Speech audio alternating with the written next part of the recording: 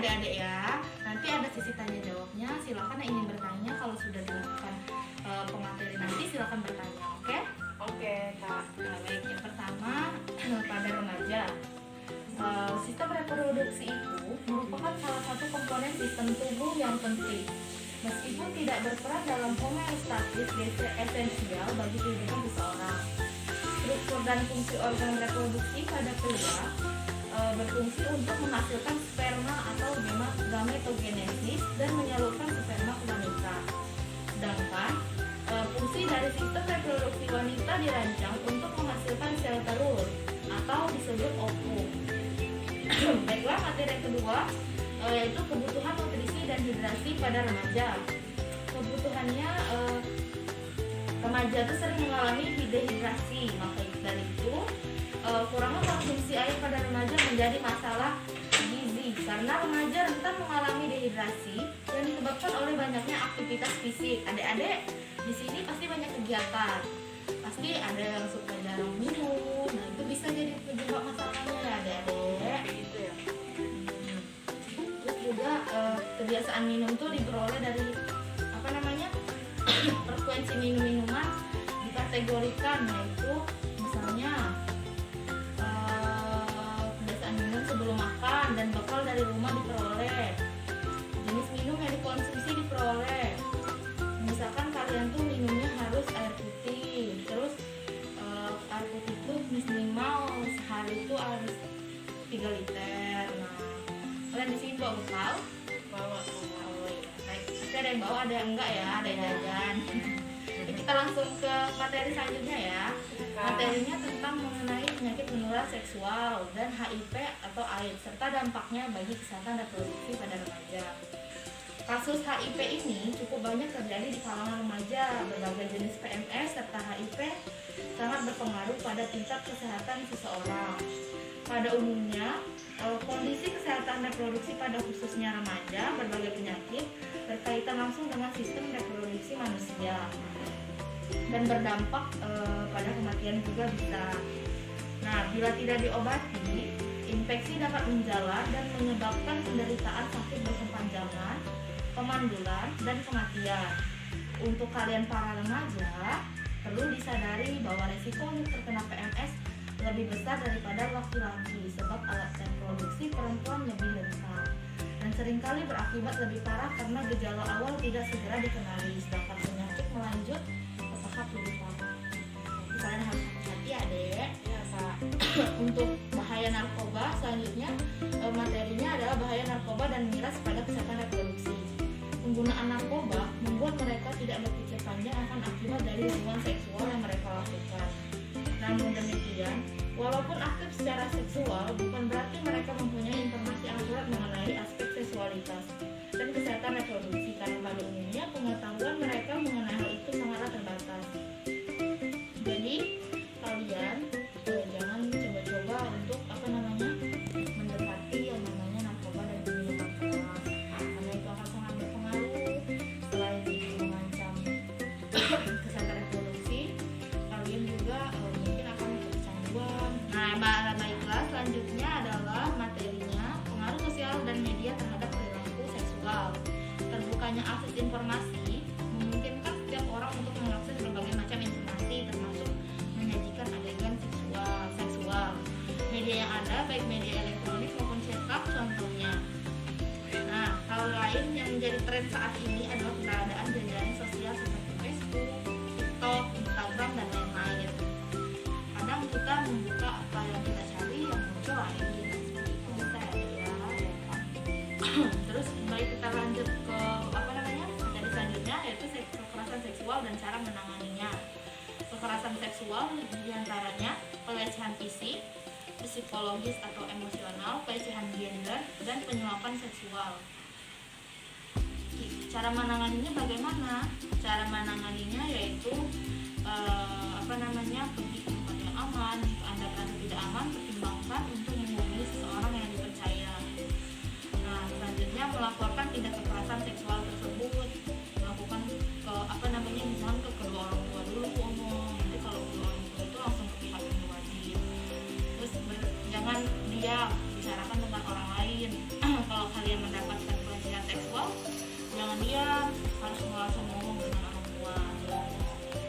selanjutnya adalah hak reproduksi. Hak untuk yang pertama adalah hak atas kerahasiaan pribadi dengan kesehatan reproduksi. Yang kedua, hak untuk menentukan jumlah anak dan jarak kelahiran.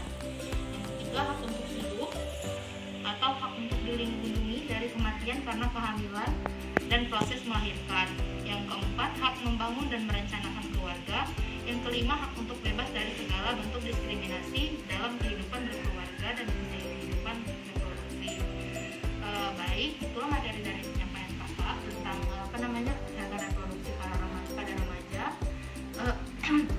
Ada yang ingin ditanyakan adik-adik sekalian?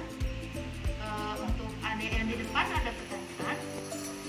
Tidak ada, Kak. Oh, tidak ada. Baik.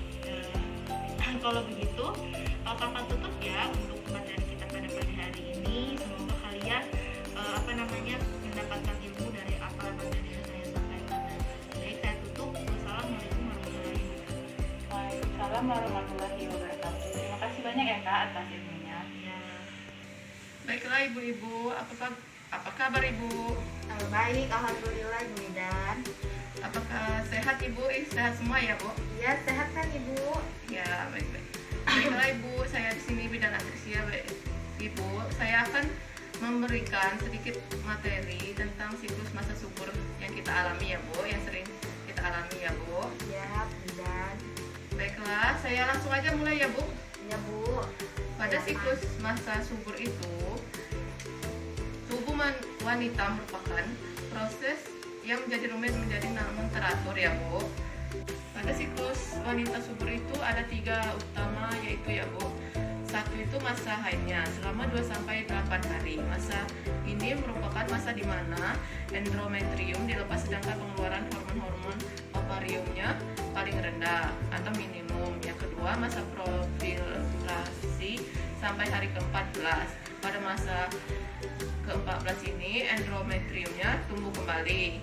Antara hari ke-12 dan ke-14 ya bu, dapat terjadi pelepasan ovarium yang disebut dengan ovulasi. Yang ketiga itu ada masa sekresi, yaitu sesudah masa proliferasi ya bu.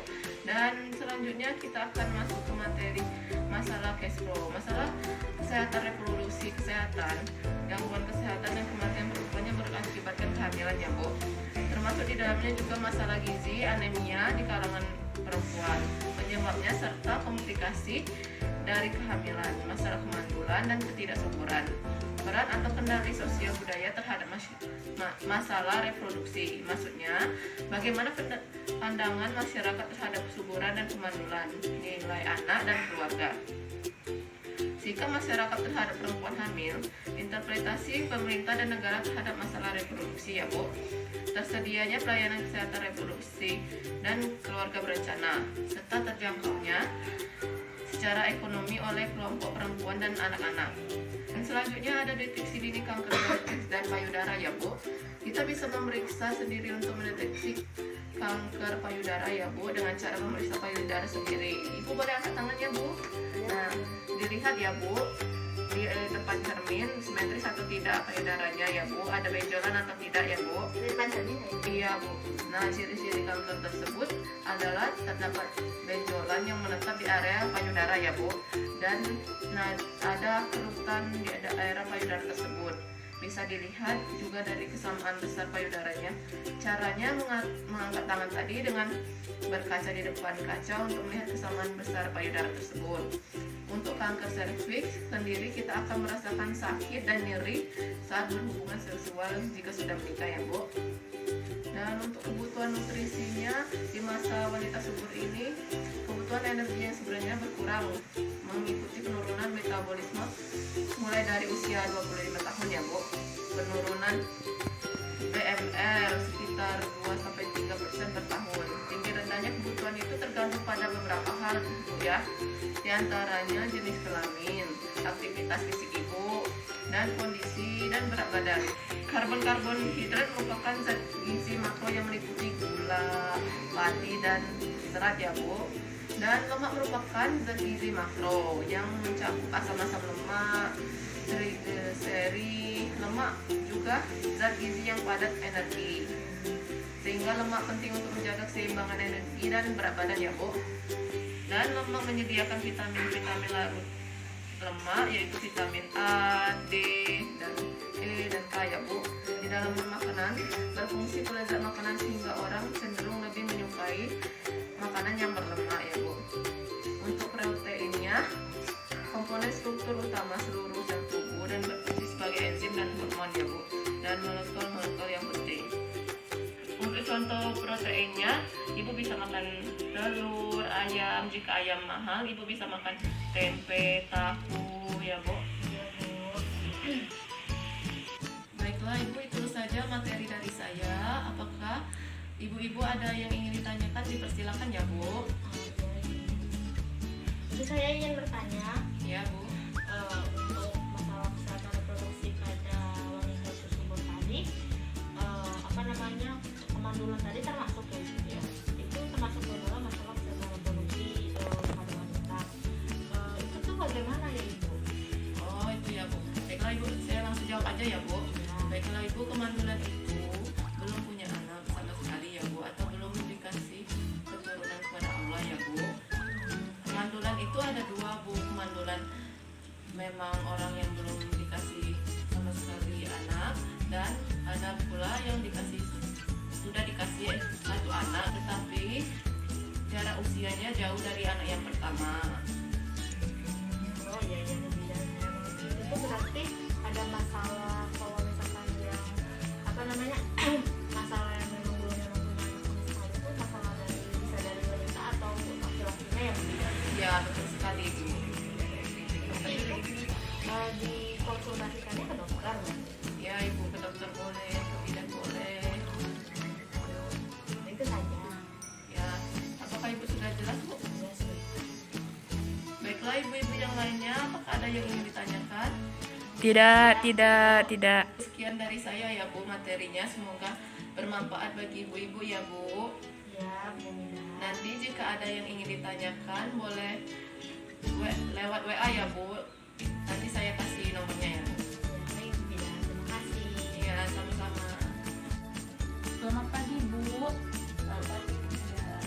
Di rumah Ibu gimana kabar neneknya, sehat Bu? Alhamdulillah sehat ya Bu.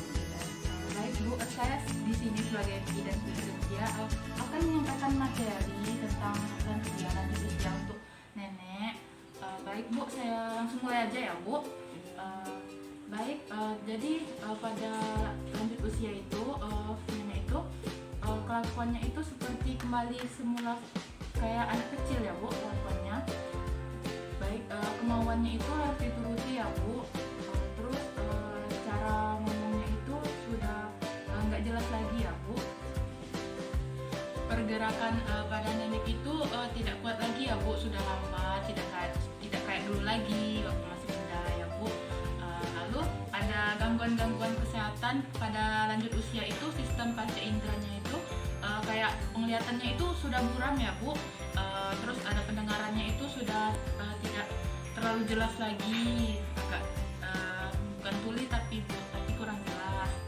Dan bicaranya tuh sudah tidak berfungsi dengan baik ya Bu.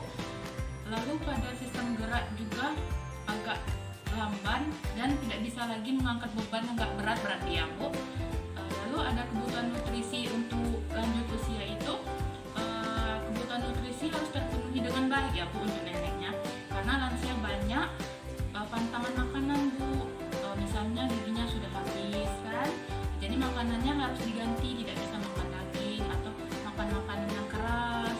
Makanan diberikan juga harus dengan gizi seimbang. Selanjutnya itu ada posyandu lanjut usia itu, misalnya pusat kegiatan masyarakat dalam upaya pelayanan kesehatan itu dan keluarga berencana. Kegiatan posyandu itu adalah perwujudan dari peran serta masyarakat dalam menjaga dan meningkatkan derajat kesehatan mereka Bu. Jadi posyandu lansia itu bisa disebut suatu forum komunikasi ahli teknologi dan pelayanan kesehatan oleh masyarakat, dan untuk masyarakat yang mempunyai nilai strategis untuk pengembangan sumber daya manusia khususnya lanjut usia. Baik semuanya, apakah neneknya udah pernah datang ke posyandu? Udah Bu kemarin, tapi sekarang belum lagi Bu. Baik, Apakah ada yang belum pernah? Belum Bu, Kenapa Bu? karena belum sempat kemarin Bu.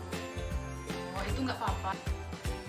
Baik Bu, nanti datang aja ya ke Posyandu. Setiap hari Rabu itu ada Posyandu untuk lansia ya Bu. Iya Bu. Apakah ada yang ingin ditanyakan lagi Bu? Tidak Bu. Baik, terima kasih ya Bu. Saya tutup. Assalamualaikum warahmatullahi wabarakatuh. Waalaikumsalam warahmatullahi wabarakatuh. Terima kasih ya Bu Bidan atas ilmunya. Iya, sama-sama.